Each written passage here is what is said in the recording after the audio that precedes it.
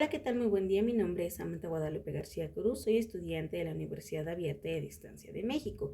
Estoy estudiando actualmente la licenciatura de Nutrición Aplicada y les voy a presentar mi tema seleccionado a lo largo de la carrera de esta licenciatura. Voy a hacer la presentación sobre el tema de nutrición en el paciente post-COVID, una de oportunidad para mejorar el estado de salud de los mexicanos. El motivo de selección de este tema es debido a que con un poco más de 3.85 millones de infectados y cerca de 295,000 muertes en México hasta el 18 de noviembre de 2021, actualmente no se ha llevado a cabo algún plan nutricional para estos pacientes post-COVID.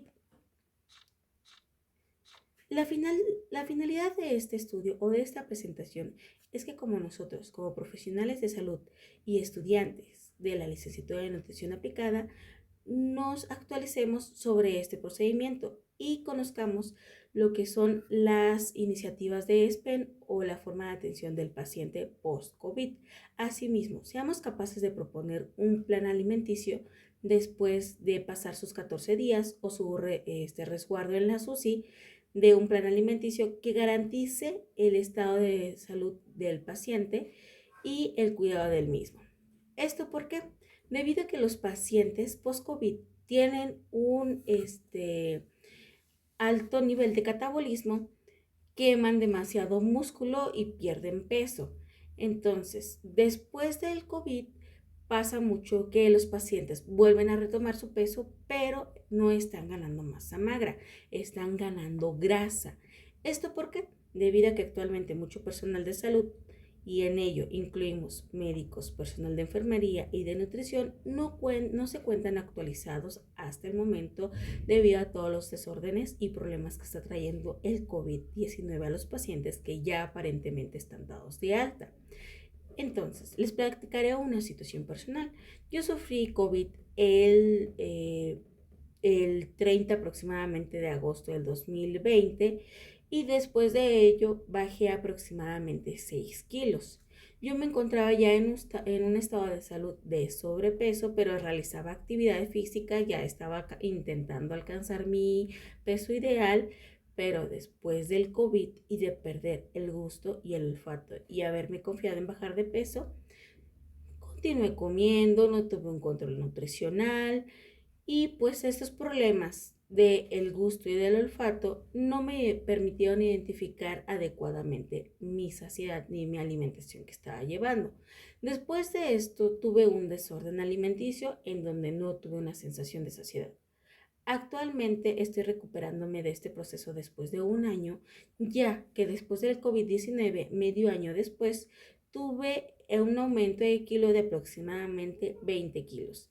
Entonces, los pacientes post-COVID no están siendo cuidados ante esta situación, ya que únicamente se dan de alta y se cuida la situación de los pulmones, pero no se cuida las situaciones o uno de los síntomas que también deja gastrointestinales.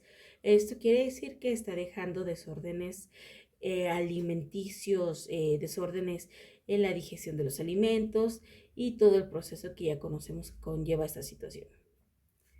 Entonces, ¿qué debemos de conocer como efectos secundarios o secuelas que deja el COVID y que afectan al estado nutricional?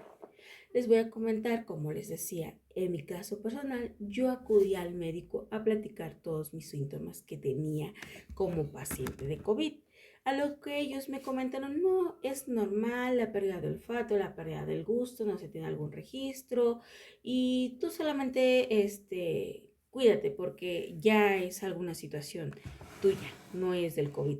Entonces, no se está detectando, todavía falta actualizarse el personal acerca de todas las situaciones que estos efectos secundarios llegan a afectar en el estado nutricional, ya que nosotros cuando hacemos una evaluación y del estado nutricional analizamos todos estos puntos, que son la pérdida del gusto del olfato, congestión nasal, dolor de garganta, dolores musculares, náuseas o vómitos en el paciente, se tienen diarrea, escalofríos, pérdida del apetito, ansiedad, que es uno de los puntos más importantes que me gustaría tratar, ya que el COVID-19 es importante mencionar que deja varios problemas y desórdenes hormonales, entonces en uno de ellos hay que recordar que afecta a la situación de la ansiedad, deja síntomas de depresión que puede ocasionar que el paciente consuma más alimentos y algunos trastornos del sueño, que como sabemos también afectan a toda la situación alimenticia.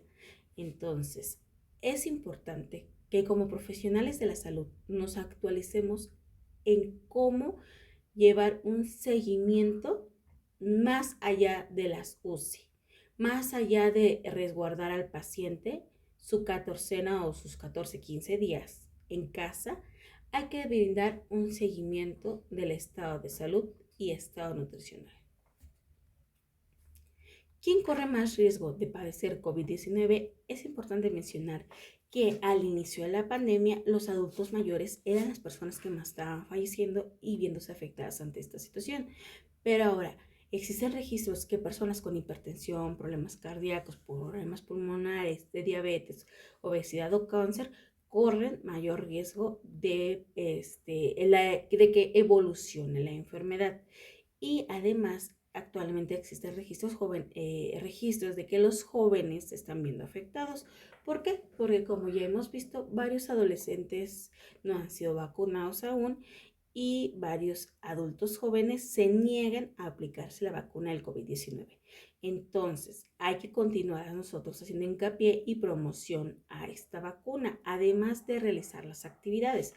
¿Por qué? Porque si un paciente cuenta con múltiples enfermedades y no cuida su peso, no cuida su alimentación, entonces no vamos a tener una respuesta favorable en la evolución de la enfermedad. Algunos de ellos llegan a bajar de peso, llegan a sufrir desnutrición y llegan a la situación de intubarse. Entonces, ¿qué nos da esta situación?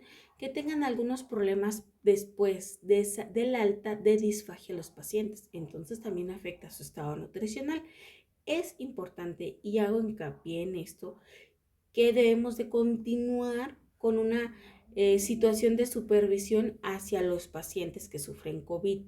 ¿Por qué? Porque incluso los pacientes, haciendo mayor hincapié en los pacientes que tuvieron alguna intubación, la disfagia es un problema que los lleva a una situación de desnutrición.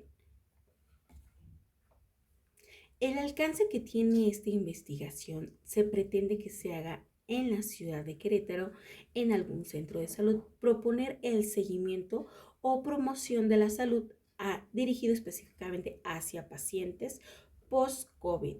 ¿Por qué? Porque como lo menciono, como profesionales de la salud hemos descuidado esta parte muy importante en nuestra población, ya que simplemente no son unos pequeños números los que sufrieron de esta enfermedad. Somos miles de personas que se han recuperado afortunadamente de esta enfermedad, pero no dimensionan la problemática de salud.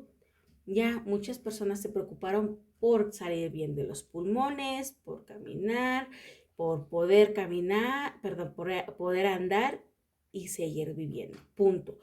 Pero el estado nutricional puede verse gravemente afectado. ¿Cómo?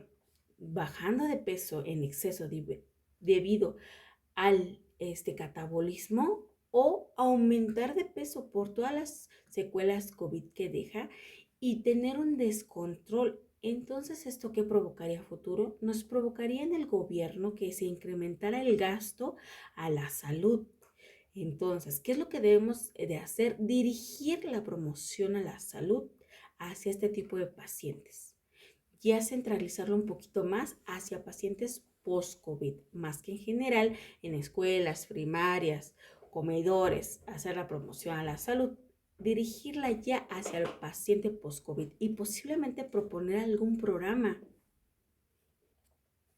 De manera global, explicaré algunas declaraciones de los expertos de SPEN y orientación práctica para el manejo nutricional de los individuos con esta infección de COVID-19 dentro del UCI. La declaración número 1 es la aplicación de los tamizajes para detectar el estado nutricional. La declaración número 2 es que los pacientes con malnutrición deben de tratarse según el estado de nutrición que tienen.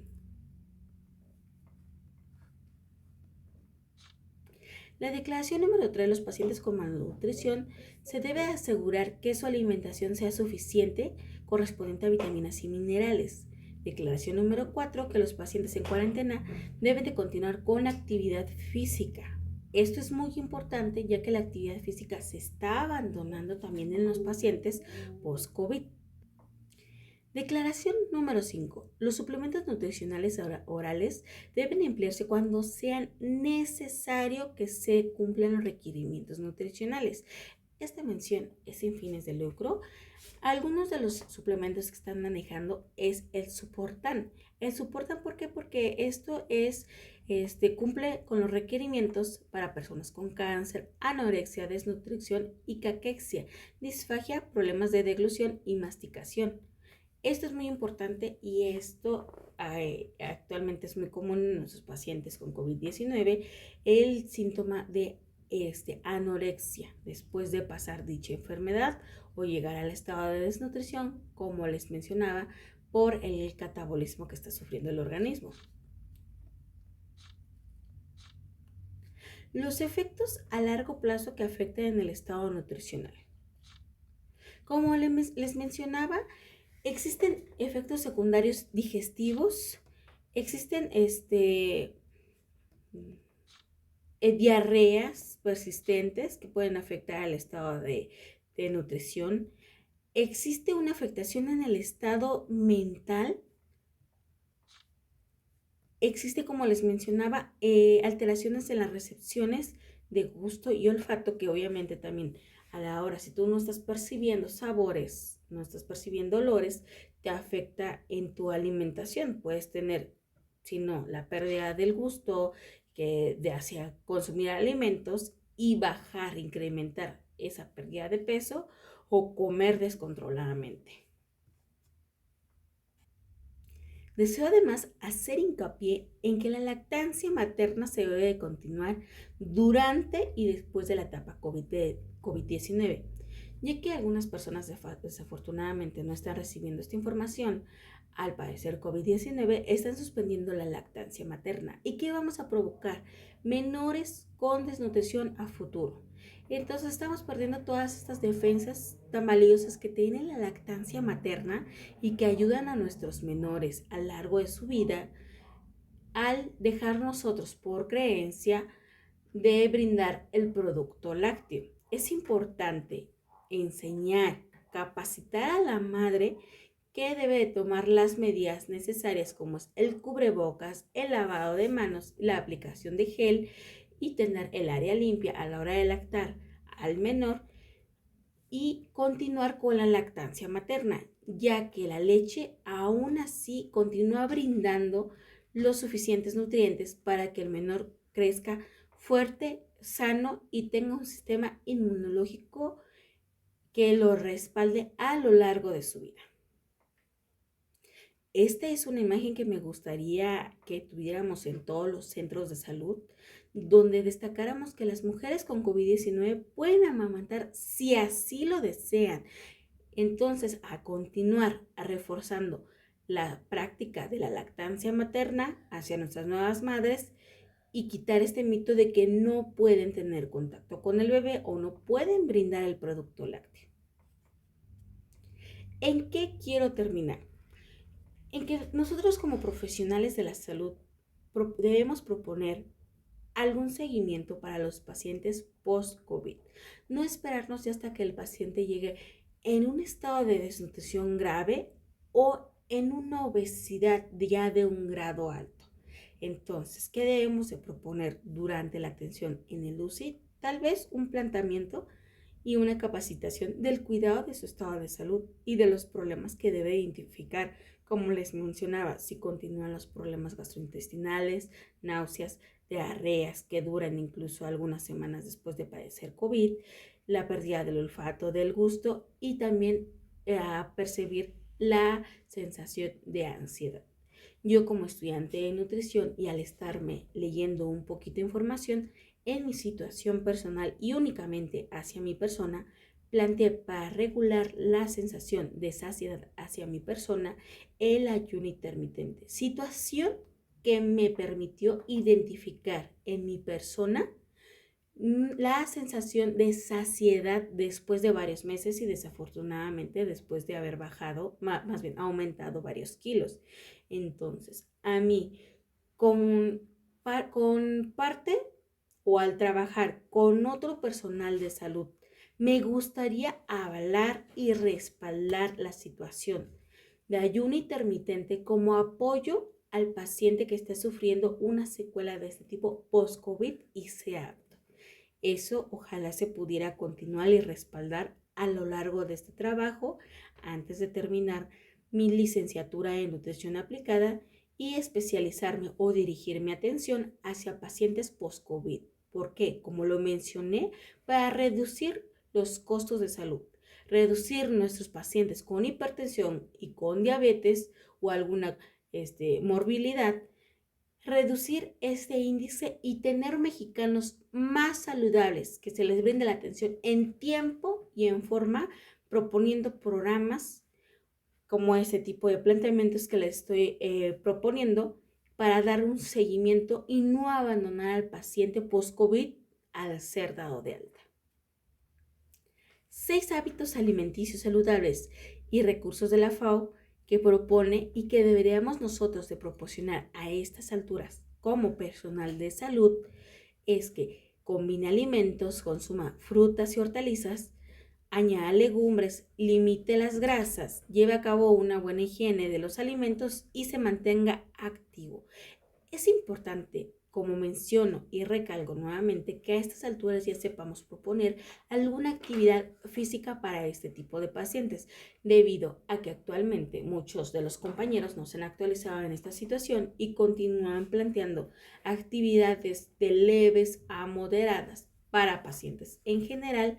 Es importante que nos capacitemos como personal de la salud y futuros nutriólogos sobre la guía de ejercicios específicos para pacientes post-COVID, debido a que la agitación y la función pulmonar no es la misma. Y si nosotros le exigimos a los pacientes una práctica de ejercicio que no pueden realizar, como la alimentación, vamos a verla que lo abandonan y no le dan seguimiento a su recuperación. Entonces, si planteamos en el paciente post-COVID una práctica de ejercicios de baja, leve a moderada, vamos a ver un resultado fabuloso y vamos a ver el apego del paciente a los ejercicios y posiblemente retome nuevamente una actividad ya que le exija un poco más de ejercicios y esfuerzos que pueda realizar. El acervo bibliográfico que yo utilicé para esta presentación fueron fuentes como la FAO, algunos cursos de capacitación que nos brindan asociaciones como el Instituto del Deporte de la Ciudad de México a través de la página de YouTube, información del Gobierno de México, del IMSS y la UNICEF.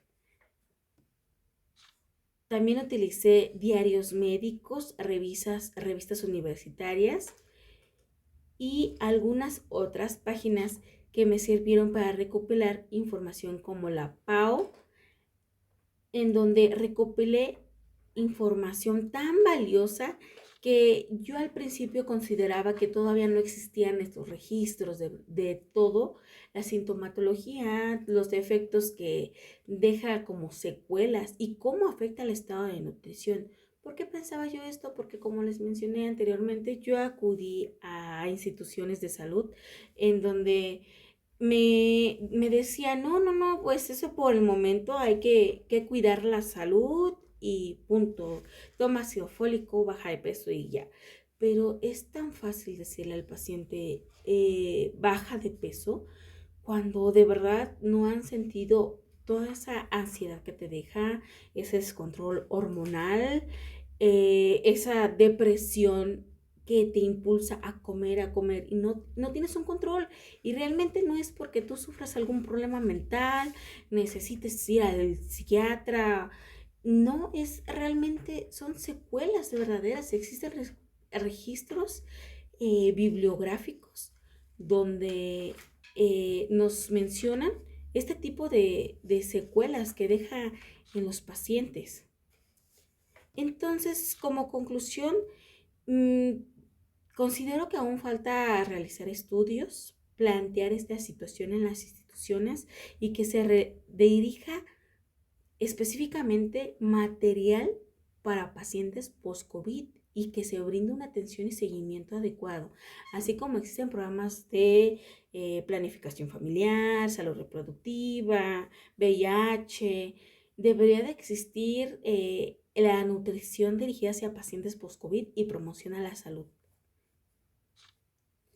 Sin más por el momento, me permito agradecerles. Espero que esta información les sea de importancia y realmente mi principal objetivo con esta presentación y con este tema es que yo pueda impactar y hacer reflexionar al actual personal de salud y a los estudiantes de nutrición para que tomen cartas en el asunto y puedan ser profesionales capaces de brindar un seguimiento a los pacientes post-COVID y disminuyamos los gastos en México. Y más que nada, impactemos en la salud del paciente y hagamos conciencia.